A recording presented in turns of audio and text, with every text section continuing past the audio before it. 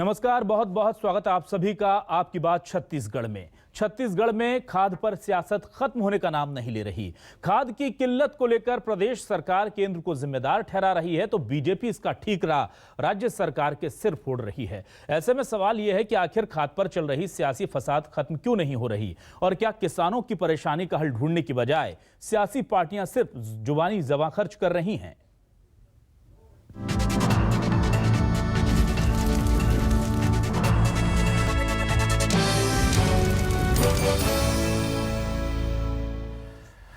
तो आज इसी मुद्दे को लेकर हम उठा रहे हैं ये बड़ा मामला और हमारे जो सवाल हैं वो हम आपको दिखाते हैं। न्यूज़ 24 मध्य प्रदेश छत्तीसगढ़ के क्या हैं सवाल, देखिए। तो हम सवाल से पहले आपको सुनाते हैं कि क्या कहा है दोनों ही पार्टी के नेताओं ने एक दूसरे से और जुबानी जंग किस तरह से चल रही है, ये देखिए। राज्य सरकार केंद्र पर आरोप लगा रही है, जबकि उनको देखना चाहिए कि पर्याप्त मात्रा में खाद उपलब्ध होने के बाद भी किसानों को नहीं मिल पा रहा है। और इसलिए आज मैं कहना चाहूँगा कि इस विषय की जांच होनी चाहिए कि जितना खाद केंद्र सरकार ने उपलब्ध किया, आखिर वो बाजार में आया कि नहीं, वो कहाँ चला गया और वो किसके संरक्षण में इस प्रकार की कालाबाजारी हुई है। कांग्रेस सरकार खाद की समस्या को लेकर केंद्र पर आरोप प्रत्यारोप करने के बजाय यह साफ करना चाहिए कि उन्होंने खाद की ज़रूरत में जो प्लान केंद्र को भेजा है, हर राज्य सरकारें एक प्लान बना के केंद्र को भेजती है, वो कितना है। छत्तीसगढ़ की कांग्रेस की सरकार ने केंद्र से लगभग 11 लाख मीट्रिक टन रासायनिक उर्वरकों की मांग छत्तीसगढ़ के लिए किया था, लेकिन केंद्र सरकार ने जो आपूर्ति का शेड्यूल भेजा था, जून महीने में उसका सिर्फ 57% ही आपूर्ति किया। इसके कारण छत्तीसगढ़ के किसानों के समक्ष उर्वरकों का संकट पैदा हो गया है और रमन सिंह अपने प्रभाव का उपयोग करके केंद्र से उर्वरक दिलाने के बजाय मोदी की चाटुकारिता में गलत बयानी करके भ्रम पैदा कर रहे हैं। तो आइए अब देख लेते हैं क्या है हमारे सवाल। न्यूज़ 24 मध्य प्रदेश छत्तीसगढ़ के सवाल ये रहे। खाद की किल्लत या ये है सियासी दिक्कत, छत्तीसगढ़ में चल क्या रहा है? किसान मांगे खाद, नेताओं को सियासत आई याद। खाद की कमी या सिस्टम की खामी, बड़ा सवाल है। ये वाकई में खाद की कमी है या राज्य या केंद्र के सिस्टम की खामी है? इसे लेकर के हम करेंगे आज डिबेट। हमारे साथ कुछ खास मेहमान जुड़ेंगे। हमारे साथ जो मेहमान जुड़ चुके हैं उनका आपसे सीधे परिचय करा देते हैं। सबसे पहले हम रुक करेंगे सुरेंद्र शर्मा जी का, अध्यक्ष हैं कृषक कल्याण परिषद के। सुरेंद्र शर्मा जी, बहुत बहुत स्वागत आपका न्यूज़ 24 मध्य प्रदेश छत्तीसगढ़ पर। हमारे साथ जुड़ चुके हैं निश्चय वाजपेयी जी, भाजपा नेता हैं। बहुत बहुत स्वागत है निश्चय जी आपका भी न्यूज़ 24 मध्य प्रदेश छत्तीसगढ़ पर। और वरिष्ठ पत्रकार, छत्तीसगढ़ के जाने माना चेहरा बाबूलाल शर्मा जी हमारे साथ जुड़ चुके हैं। बाबूलाल शर्मा जी, बहुत स्वागत आपका न्यूज़ 24 मध्य प्रदेश छत्तीसगढ़ पर। सबसे पहले हम रुक कर लेते हैं निश्चय वाजपेयी जी का। निश्चय जी, हम देख रहे हैं कि रमन जी से लेकर के तमाम जो लोग हैं सरकार पर सीधे तौर पर निशाना साध रहे हैं। पहले हमने देखा था कि बृजमोहन अग्रवाल और अब खुद रमन सिंह ने मोर्चा संभाला है। खाद को लेकर के जो फसाद हो रहा है सर, क्या इसके पीछे की सच्चाई है?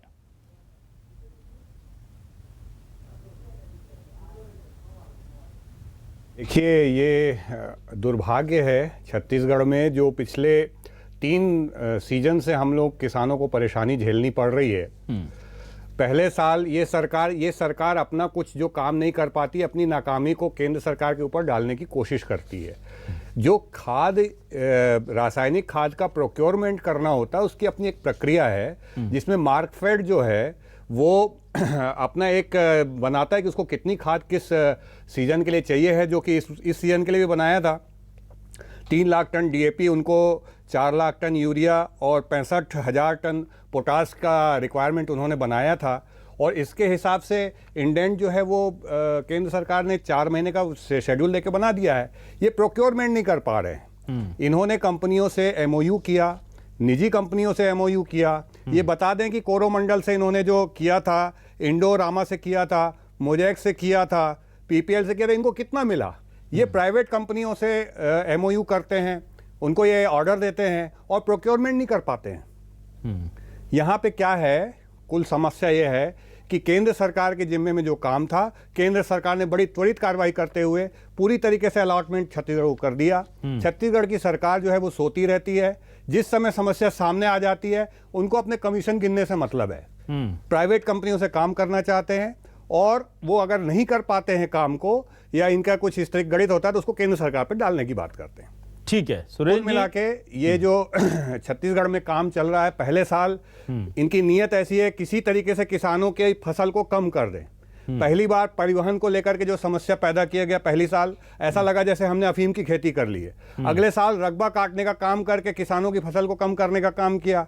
तीसरे साल में इन्होंने जो है ना उसको 1 दिसंबर से खरीदी करके धान को सुखा देने वाला काम चालू किया। इस बार ये खाद पे समस्या पैदा करके आपके उसमें दिखता है, पीओएस मशीन का जो स्टॉक है वो दिख रहा है, इतना है, लेकिन वहाँ है ही नहीं, खाद है नहीं। खाद पता नहीं कहाँ चली गई, किसको बेच दिया इन्होंने, इनको जवाब देना चाहिए। जांच की हम मांग करते हैं, इनको जांच कराना चाहिए, इसका सही कौन दोषी है।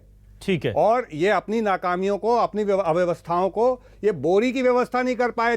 अंदर के अंदर छोटे छोटे गांवों ने बोरी की व्यवस्था करके अपना धान बेचा, लेकिन सरकार व्यवस्था नहीं कर पाई। और इस साल ये जो है खाद की व्यवस्था नहीं कर पाए हैं, या जानबूझ के नहीं कर रहे हैं ताकि किसानी प्रभावित हो और किसान जो है अपना निश्चय जी तो सीधे आरोप लगा रही है कि सरकार के पास नहीं है बारदाने और सरकार चली है अपने कामों को भुनाने। कैसे करेंगे सर? खाद तो छोड़िए, आप बारदाने और बोरियां इस्तेमाल नहीं दे पा रहे हैं किसानों को।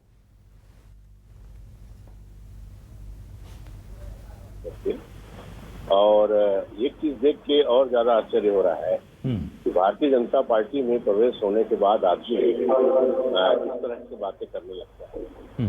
अरे भाई, छत्तीसगढ़ की सरकार ने केंद्र की सरकार को 11 लाख मीट्रिक टन की खाद की मांग की है और 11 लाख मीट्रिक टन खाद देने की केंद्र सरकार ने आश्वासन दिया है। अब ये एक सिस्टम है, वही सिस्टम है कि राज्य सरकार केंद्र से रासायनिक खाद की आपूर्ति के लिए मांग करती है और केंद्र सरकार उसमें सहमति देती है, रासायनिक खाद विभाग जो है उसके तहत। अब उसने 57% खाद की आपूर्ति अभी तक की है। तो ऐसी स्थिति में अब क्या किया जा सकता है? ऐसी स्थिति में तो सीधी सीधी बात है, जो है उसको तो कहना ही पड़ेगा ना। जो परिस्थिति है उसको तो बोलना ही पड़ेगा कि भाई ये उचित नहीं है। तो ये जो तरीका है, ये इस तरीके से, जिस तरीके से केंद्र की सरकार काम कर रही है और जिस तरह से हमको छत्तीसगढ़ की सरकार को हर बात में किसानों को जब छत्तीसगढ़ की सरकार सुविधा देने का प्रयास करती है, जब छत्तीसगढ़ की सरकार उनको धान की कीमत देने की कोशिश करती है, जब छत्तीसगढ़ की सरकार उनका ऋण माफी करने की कोशिश करती है, जब छत्तीसगढ़ की सरकार उनकी जमीन को वापस करती है, तो भारतीय जनता पार्टी के सीने में सांप लौटता है। और ये इसी का एक नमूना है। मैं ये कह रहा हूँ कि प्रत्येक सोसाइटी में खाद अभी है। समस्या अभी तत्कालिक नहीं है मिश्रा जी। समस्या ये है कि जैसे वैक्सीन की समस्या आई, जिस तरह से और अन्य तरह की समस्या आई, तो हम पहले से इस बात की तैयारी रखें कि समय के अनुरूप जो है रासायनिक खादों की आपूर्ति हो जाए और आपूर्ति होकर के उसका सही समय पे किसानों को मिल जाए। तो अभी कोई दिक्कत नहीं है, मगर आने वाले समय में दिक्कत न हो, इसलिए हमारा कहना है कि आपने 57% खाद की आपूर्ति की है, बाकी खाद की आपूर्ति कर दीजिए, बस इतनी सी बात है। और इसमें कोई नाकामी वाली बात, बोरी वाली बात तो कहाँ से आगे मेरे समझ में नहीं आता भाई। ठीक है, बाबूलाल शर्मा जी का रुख कर लेते हैं। शर्मा जी, पहले यह कहा गया कि 2 रुपए में गोबर खरीदते हैं, कहते हैं कि खाद बना करके पूरे प्रदेश को हम यहाँ पर वर्मी जो कंपोस्ट है वो दे देंगे, और उसके बाद फिर जो है फर्टिलाइजर की डिमांड को इतना ज़्यादा बढ़ा देते हैं कि केंद्र पूछता है कि इतनी ज़्यादा क्यों चाहिए, और वो भी सप्लाई नहीं हो पा रही किसानों तक। खाद के संकट किसानों के लिए बड़ी मुसीबत बन गया है। अब 2 रुपए का गोबर बेच दिया और 10 रुपए की खाद खरीदने के लिए ज़बरदस्ती दवा भी डाला जा रहा है, ये भी आरोप लग रहे हैं। तो ये खाद का फसाद, सर, इसके पीछे की वजह क्या है बाबूलाल जी? सबसे पहले तो मैं आपको बताऊं कि डॉक्टर रमन सिंह जी ने जो आरोप में संख्या दी है, मात्रा दी है, 15 लाख मीट्रिक टन की मांग की है, जबकि आपके प्रवक्ता महोदय जो बैठे हैं अभी कांग्रेस को, उन्होंने कहा है कि हमने 11 लाख टन मांगा। तो पहले तो ये 4 लाख टन का जो डिफरेंस है, ये क्यों है बातचीत में, आरोप में ये बढ़ा हुआ क्यों है? सबसे बड़ी चीज तो ये है, ये स्पष्ट होना चाहिए। दूसरी चीज ये है कि मुझे ऐसा लगता है कि ये जमाखोरी, कालाबाजारी और माफिया सक्रिय, ये आरोप जो है वो मैं तो लगभग 15 साल से ये आरोप हर साल सुनता हूँ। हर साल किसानों के समय में ये खाद के मामले में इसी तरह की किल्लत होती रही है और कांग्रेस जब विपक्ष में थी उस वक्त कांग्रेस हमेशा आरोप लगाती रही है। अब विपक्ष में भारतीय जनता पार्टी है, अब वो आरोप लगा रही है। खाद का असली मामला है क्या? ये खाद की राजनीति, ये सियासी हलचल है क्या? अजीबोगरीब सियासी कसरत वाली राजनीति इस प्रदेश में शुरू हुई है खाद की, और ये लंबे समय से चल रही है। मुझे ऐसा लगता है कि कहीं ना कहीं जो है ये इसका माफिया कोई काम तो नहीं कर रहा है जिस पर सरकार का या किसी का भी नियंत्रण नहीं हो, इस बात की मुझे आशंका है।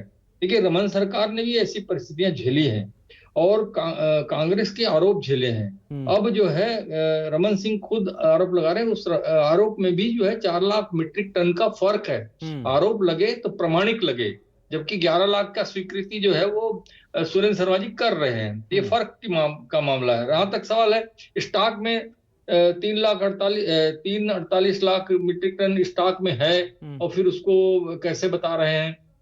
तो देखिए, जितना चाहिए उससे उनके पास स्टॉक में बहुत कम है, बहुत ज्यादा नहीं है। लेकिन जो जरूरत होती है पूरे किसानों को, उसके आधार पर मांग बनाई जाती है और उस अनुसार जो है उससे थोड़ा ज्यादा की मांग की जाती है। ये स्वाभाविक प्रक्रिया है। तो रमन सिंह के समय भी वैसी ही प्रक्रिया थी, जितनी जरूरत होती थी उससे थोड़ी ज्यादा की मांग की जाती थी, क्योंकि कई बार क्या होता है कटौतियां भी हो जाती हैं। तो इसलिए जो है कोई मांग करना गलत नहीं है ज्यादा। और इस राजनीति से मैं समझता हूं कि देखिए, किसान बहुत परेशान हो रहा है, यह दुर्भाग्यजनक है। मैं ये कहता हूं कि दोनों दल मिल करके, दोनों दल साथ में इस बात का आखिर ये समस्या है क्या, क्यों ऐसा हो रहा है, वो होना चाहिए। लेकिन यहाँ तो आरोप प्रत्यारोप वाला मसला, सियासी जो है वो कसरत होना शुरू हो जाती खाद के मामले में। ठीक है। और आप कहते हैं कि आप सरकार गलत बोल रही है, सरकार कहती है ये गलत बोल रही है, ये गलत है। किसान के लिए सब एक हो जाओ भाई, कोई दिक्कत नहीं है। किसान,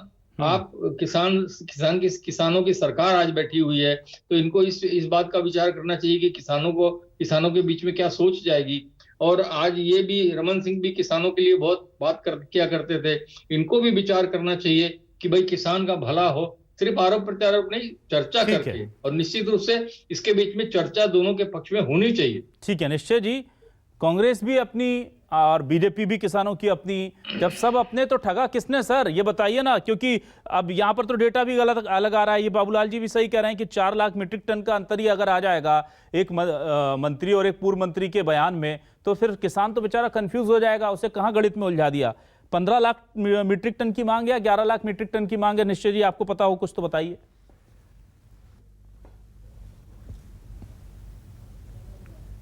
देखिए, विषय ये है कि किसान को तो क्या आंकड़े सुन के वो कंफ्यूज नहीं होता। किसान तो बेचारा जाता है खाद लेने, उसको जब खाद नहीं मिलती है वो ये देख रहा है उसको फसल लगाना है और उसको खाद नहीं मिल पा रही है। ठीक है, अपन इसको आरोप प्रत्यारोप का विषय नहीं है, मैं एकदम सहमत हूं इस बात से। हमको ये समझना है कि ये समस्या क्यों आई।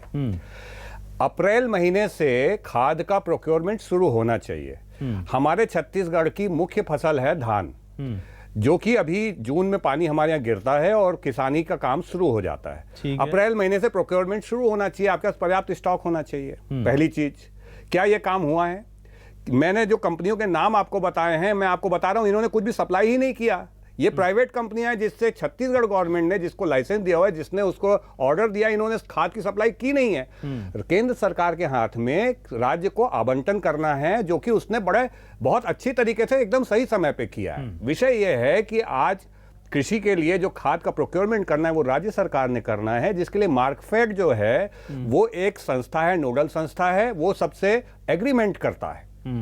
इसमें जिम्मेदारी किसकी? अगर सही समय में खाद नहीं है। आप अप्रैल में क्या कर रहे थे? अप्रैल में आपने कितनी खाद प्रोक्योर की है? मई में कितनी की है? जून में कितनी की है? ये देखिए, केवल चिट्ठी लिख देने से और जिस समय आप नहीं कर पाए हैं उस समय अपनी जिम्मेदारी दूसरे के ऊपर डालने से नहीं होता है। इस समय में आपको यहाँ पे खेती के लिए जो व्यवस्थाएं करनी है, आप उसमें असफल हुए हैं। पहली बात। दूसरी बात यह है भाई साहब कि जो बाबूलाल भैया कह रहे थे, किसानों को लेकर के हमारे पिछले 15 साल में मैं स्वयं किसानी करता हूं, ना तो हमारे को कभी 1 महीना 1.5 महीने तक धान को सुखाना पड़ा। हमको बिल्कुल 1 नवंबर से खरीदी शुरू हो जाती थी। बारदाने की समस्या हमने कभी फेस नहीं की, खाद की समस्या कभी फेस नहीं की। हमको सोसाइटी से पर्याप्त खाद मिलती थी। ठीक है, आज की तारीख में स्थिति यह है, और इसका मैं जवाब चाहूंगा कि पीओएस मशीन में इनके स्टॉक दिख रहा है राज्य सरकार के। जो पीओएस की मशीनें दी गई हैं दुकानों में, जिसका लाइसेंस राज्य सरकार देती है, कृषि मंत्रालय देता है राज्य सरकार का, उसमें स्टॉक दिख रहा है, मगर मौके पे स्टॉक नहीं है। इसकी जिम्मेदारी किसकी है? पहली चीज। बड़ा गंभीर। दूसरी चीज ये है, आपने सही समय में अगर खाद का प्रोक्योरमेंट नहीं किया है, आपको जिससे आपने एग्रीमेंट किए थे उनने आपको खाद नहीं दी, इसमें केंद्र की क्या भूमिका है भाई साहब? केंद्र ने तो आपका आवंटन कर दिया था। ये क्या हो रहा है? कुल मिलाकर के अपनी नाकामी को केंद्र के ऊपर डालने का काम सुरेंद्र कर जी, रहे बहुत हैं। टू दी पॉइंट सवाल है सर, टू दी पॉइंट जवाब मतलब चाहेंगे। पीओएस ये किसान मशीन में सब चीज को स्टॉक दिख रहा है तो वो है क्यों नहीं? पहला तो ये सवाल, इसका जवाब दे दें सर।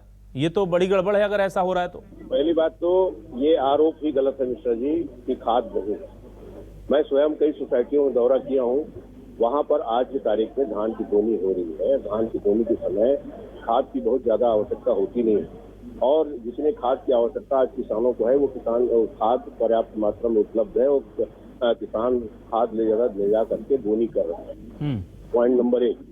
पॉइंट नंबर 2, जब हमने जितने फर्टिलाइजर की मांग की है उसमें जब हमको 57% की आपूर्ति की, और उत्तर प्रदेश और भारतीय जनता पार्टी से की सरकार जहां है वहां 90% खाद रासायनिक खाद की आपूर्ति हुई, तो इसमें आपत्तिजनक बात क्यों नहीं है? इसके लिए केंद्र सरकार को पत्र क्यों नहीं लिखा जाएगा? नहीं सर, लेकिन उनका कहना है कि जिन प्राइवेट कंपनियों से आपने एग्रीमेंट किया वो आपको दे ही नहीं रहे थे, और आप उस टाइम हाथ पर हाथ रहे बैठे थे। अप्रैल में, मई में क्या किया? कुछ नहीं किया, उनका कहना है। नहीं, आप मिश्रा जी, मैं सिस्टम को दरअसल मैं जानता हूं बहुत अच्छी तरह। अप्रैल में हम खाद का भंडारण शुरू करते हैं, और मई और जून में उसको सोसाइटी में उसको भेजना शुरू करते हैं, ताकि अग्रिम उठाव किसान कर सके। और ये व्यवस्था छत्तीसगढ़ में बिल्कुल सुचारू रूप से चली है। आरंभिक स्थिति में जिस मात्रा में हमको फर्टिलाइजर की आवश्यकता थी, उस तादाद में फर्टिलाइजर हमने उपलब्ध कराया है। समस्या इस बात की नहीं है। जो विवाद हो रहा है, विवाद ये हो रहा है कि आने वाले समय में रोपाई होगी, धान का गभोट होगा, उस समय यूरिया की जरूरत पड़ेगी, उस समय पोटाश की जरूरत पड़ेगी, उस समय किसानों को दिक्कत न हो। छत्तीसगढ़ की सरकार किसानों की सरकार है, किसानों की चिंता करती है। आप ये कह रहे हैं सुरेंद्र शर्मा जी कि अभी बिल्कुल भी खाद की कोई कमी ही नहीं है इस वक्त? पर्याप्त नहीं, अभी तत्कालिक कोई समस्या नहीं है। डीएपी, पोटाश, खाद सब कुछ मिल रहा है, यूरिया सब मिल रहा है। हाँ, सब मिल रहा है, सब मिल रहा है। छत्तीसगढ़ की जनता, छत्तीसगढ़ के किसान ये आपका दावा भी सुन रहे हैं, बयान भी सुन रहे हैं। अगर वो परेशान है तो फिर वो जाने कि क्यों परेशान है। सरकार ने तो सारी व्यवस्था कर ली है, बड़ा दावा हो रहा है। नहीं, मैं बिल्कुल मिश्रा जी, मैं दावे के साथ कह रहा हूँ, और बिल्कुल आपके चैनल के माध्यम से कह रहा हूँ। मैंने कई सोसाइटियों का दौरा किया है, किसी सोसाइटी में फर्टिलाइजर की कमी नहीं है। ठीक है, आज की तारीख में कमी नहीं है। मगर मैं इस बात को किसान के हैसियत से बहुत अच्छी तरह जानता हूँ कि आने वाले समय में जब रोपाई का काम शुरू होगा, और जब उसके बाद खाद डालने की जब स्थिति आएगी, तो हमको अधिक खाद की आवश्यकता होगी। ये सारा जो भी मुख्यमंत्री जी ने जो पत्र लिखा केंद्र की सरकार को, वो इसलिए कि आने वाले समय में सही समय में रासायनिक खाद की प्रचुर मात्रा में जितनी हमने मांग की है उसके अनुरूप उसकी उपलब्धता हो सके। ये दरअसल विषय ये है। आज की तारीख में किसानों को किसी प्रकार की दिक्कत ऐसी वाली स्थिति अच्छा, सुरेंद्र शर्मा जी, गोबर का क्या हुआ सर? जो खाद बनने वाली थी, जैविक खाद, जिससे हम बना रहे थे, और पूरे उसको प्रदेश को नंबर 1 उसमें हम बनाने जा रहे थे। 400 करोड़ के आसपास का बजट उस पर हमको लगता है कि गया है।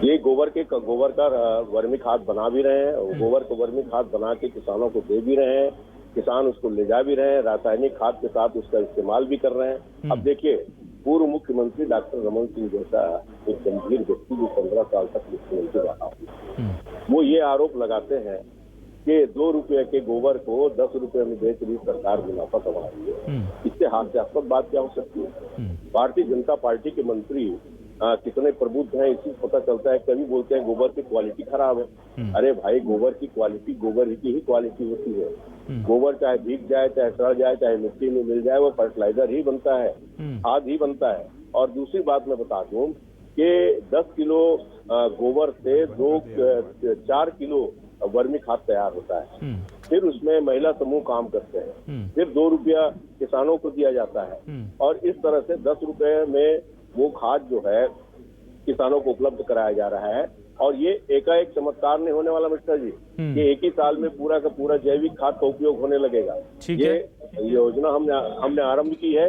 और रासायनिक सुरेंद्र जी, क्या उसमें कोई कंपल्शन भी है कि 2 बोरी लेना ही पड़ेगा किसानों को जैविक खाद जो आप बना रहे हैं? ऐसा कुछ भी नहीं है। ठीक है समझाया निश्चय जाता जी, है किसानों को। निश्चय जी, कि क्या इसको रासायनिक ये खाद आरोप के साथ आपके हम इस्तेमाल करें। गैर वाजिब हैं कि 2 रुपए का लेकर के 10 रुपए में क्यों बेच रहे हैं? और पहले तो ये भी आरोप लगाए थे कि जबरदस्ती बेचे जा रहे हैं, 2 बोरी उनको लेने को कहा गया किसानों को।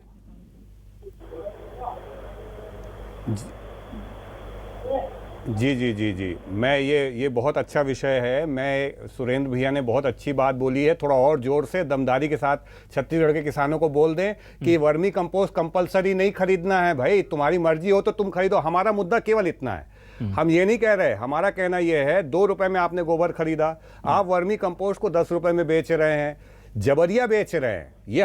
ये किसानों का आरोप है और ये हर सोसाइटी की स्थिति है। इसमें ये तो मतलब हमारे पास तो रिकॉर्डिंग्स हैं। और मैं आपसे एक बात बता दूं कि जो किसान खरीदा उसको पता है कि उसको जबरदस्ती बेचा गया है कि नहीं बेचा गया है। आप बहुत दमदारी से बोलिए ना कि नहीं खरीदना तो मत खरीदो भाई, आपको वर्मी सुरेंद्र जी स्पष्ट कर दीजिए सर, ये बार-बार डिबेट में मेरे मुद्दा आ रहा है। कलेक्टर मीटिंग लेता है, आपके जो वहां पे डायरेक्टर हैं वो जिले में मीटिंग लेते हैं और वो दबाव बनाते हैं इस बात का कि आपको वर्मी कंपोस्ट के बगैर इसको रासायनिक खाद नहीं देना है किसान को। ये सच्चाई है। ठीक है सुरेंद्र जी सारी से बोल रहे हैं, सुन लीजिए। मैं तो बोलता हूं कि अगर सरकार की तरफ से ये बात आ जाए तो बहुत अच्छी बात है। बोल रहे हैं सुरेंद्र सर प्लीज। दूसरी चीज ये है भाई साहब, मैं इसमें बोलना चाहूंगा, एक बात कह रहा हूं, जो 2 रुपए का गोबर 10 रुपए में बेचने वाला विषय वो ये है कि वर्मी कंपोस्ट बनती कैसे है। गोबर को केंचुआ खाता है और उसको खाद में बदलता है, जो उत्सर्जित करता है वो खाद हो जाती है। हमारे यहाँ का किसान एक 1500 रुपए ट्राली उसकी अधिकतम लागत है खरीद करके जब वो उस गोबर को अपने खेत में डाल देता है तो खेत का केंचुआ उसको खा करके वर्मी कंपोस्ट में बदल देता है। उसकी लागत किसान को आती है 1 रुपया। आप गोबर खरीद रहे हैं 2 रुपया और आप उस 1 रुपए की लागत का किसान से 10 रुपए वसूलना चाह रहे हैं। और ये सैकड़ों पीढ़ियों की परंपरा है हमारे। बाबूलाल शर्मा जी, क्या आपको लगता है कि जिसको ये जो खाता है गोबर पर गदर है ये जायज है या आपको लगता है कि नहीं ये आने वाले वक्त में अच्छा होने जा रहा है इसलिए ऐसी योजना को चलने देना चाहिए? किसानों को बेच रहे हैं। बाबूलाल शर्मा जी प्लीज। बिल्कुल सही है कि मैं इस बात को बड़े ध्यान से सुन रहा था कि 2 रुपए में गोबर खरीदी जाती है और 10 रुपए में बेची जाती है। इसका गणित वाजपेयी जी बता रहे थे कि 1 रुपए में हमारा कंपोस्ट बन जाता था, जिस तरीके से उन्होंने बताया। तो 2 रुपए में जब गोबर खरीदी जा रही तो जिस गोबर का 1 पैसा भी किसी को नहीं मिलता था उसका 2 रुपए उसकी जेब में जा रहा है किसान का, ये हिसाब क्यों छोड़ रहे हैं आप? 2 रुपए उस किसान के गोबर बेचने वाले के पॉकेट में भी जा रहा है, गरीब के। वो भी एक प्लस पॉइंट है। सरकारों का काम यही तो गरीबों के पास पैसा पहुंचाए और उसको 10 रुपए में बेच रहे हैं। मतलब 10 किलो गोबर 20 रुपए के गोबर से 4 किलो अगर ये बनती है और महिला समूह उसको बनाती है तो 2 पैसे कमाने का भी सोचती है। वो दिया भी बनाती है गोबर से, वो गोबर से और बहुत सारी चीजें बनाती है, कंडे बनाते हैं और स्टिक्स बना रहे हैं आजकल। बहुत सारे काम इससे गोबर से किए जा रहे हैं। तो कुछ थोड़ा बहुत प्रॉफिट तो वो महिला समूह लेगा, इस बात को आपको मानना पड़ेगा। जो ठीक है, मैं ये कहता हूँ कि दबाव की बात को मैं मानता हूँ, दबाव देना गलत है। अगर दबाव दे रही है सरकार तो ये गलत मानता हूं मैं।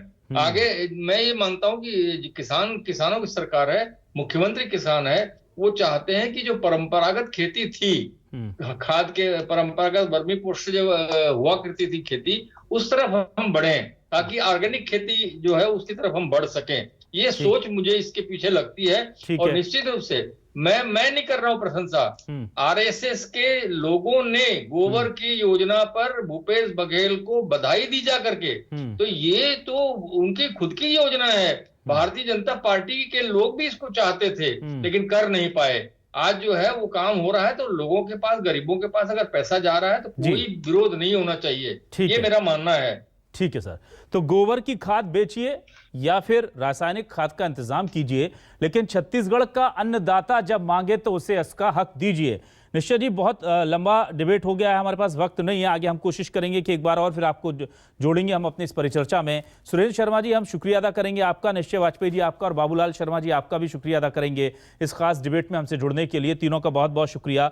न्यूज़ 24 मध्य प्रदेश छत्तीसगढ़ पर खबरें लगातार जारी हैं। फिलहाल हमें दें इजाजत, नमस्कार।